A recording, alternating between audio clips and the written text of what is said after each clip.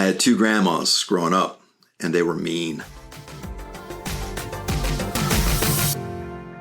Like most grandmas, they were sweet most of the time. But when we played cards after Thanksgiving dinner or Christmas or whatever it might be, you realize that down in deep in their soul, they were mean. They wanted to win the game, and they didn't care what it took to get there. They would deceive, they would joust, they would get inside your head and play games. They would toughen you up. But what you realized is that there was no limits to what they would do to win that game.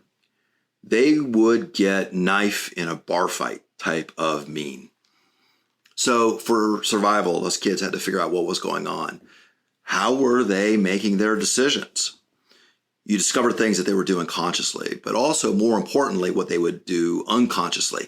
What were their patterns? What were their biases? What were their blind spots? The things that they didn't even know they were doing, but we could see from the outside looking in. These were their tells. We do something very similar in the corporate world where there are things that we can study about a competitor's balance sheet or P&L or sales or who they're developing their partnerships with that tell us a lot about how they're behaving and what their strategy is.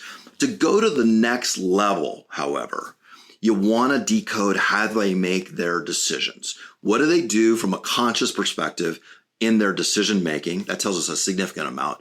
Even more importantly, and the echelon even higher, is to be able to discover what they do with their decision making that they're not even aware of, that are their patterns and blind spots, but tell us what cards are coming next that they don't even know that they'll be playing.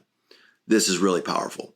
This podcast is about creating ahas, inspiration for your own leadership, how you make decisions, how you think about the problems before you. So in that exercise, think about the person that's sitting on the other side of the table from you right now. Someone that you want to buy, somebody to sell, somebody that could be an important partner to your strategy going forward. Decode what it is that they are doing consciously, but even more importantly, unconsciously. Your accuracy will be off to begin with. There's a lot of presumptions and assumptions that we make. There is guesswork that goes into it, but there are methods to improve that accuracy. And that accuracy, as the stakes get higher and higher, becomes essential to gaining that advantage in the competitive pursuit.